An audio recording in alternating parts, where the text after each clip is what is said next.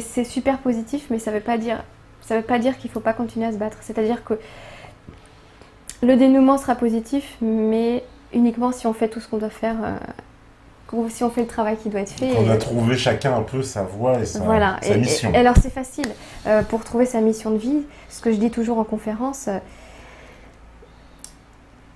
pour connaître ta mission de vie, je te pose la question, si tu devais mourir demain, t'es pas, quel serait ton message au monde? Vas-y, essaie de répondre. Ah, quel serait mon message au monde? Si tu devais mourir demain, je dirais qu'il faut aller vers l'amour et encore toujours l'amour.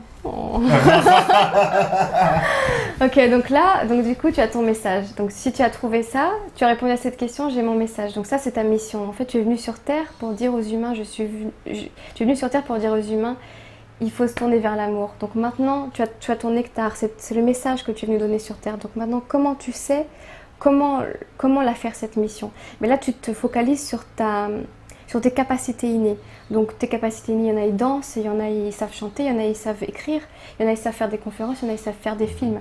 Donc tu as ton nectar de ta mission de vie, ta réponse à cette question, et après tu l'infuses dans tes capacités innées ou apprises parce que c'est tes passions. Donc toi, par exemple, tu as cette faculté d'avoir une émission, d'avoir la capacité de rassembler les gens autour d'une émission. Alors tu t'en sers pour faire passer ce message-là. Et maintenant, ça va aller de plus en plus sur cette voie-là parce que tu vas justement te reconnecter avec... justement, tu vas ne pas oublier que tu dois rester ce que tu es toi, c'est-à-dire l'amour. Et même si tu invites des invités qui vont parler de choses très sombres, tu vas toujours te souvenir de qui tu es toi et de ton message que tu viens de me dire. Eh ben écoute, c'est magnifique en tout cas. Mais écoutez, je fais cette petite vidéo parce que quelqu'un nous a quittés, un homme qui s'appelait Tepa, qui a beaucoup œuvré pour la résistance et qui a tendu aussi la main à beaucoup de personnes, qui a donné la parole à beaucoup de personnes dans son média alternatif depuis des années. Et il y a certains qui vont dire que c'était un mec bien, d'autres peut-être qui diront non. Peu importe. En tout cas, c'était une personne qui s'était engagée, qui était, je pense, bienveillant et rebelle, et qui avait un esprit plus que libre. Ce qui manque tant à notre pays. Donc, j'ai pas eu la chance de te rencontrer ou de te connaître. Mais en tout cas, c'est un média alternatif qui s'en va et qui donnait vraiment la parole à tous ceux à qui on ne donne jamais la parole et qui œuvrent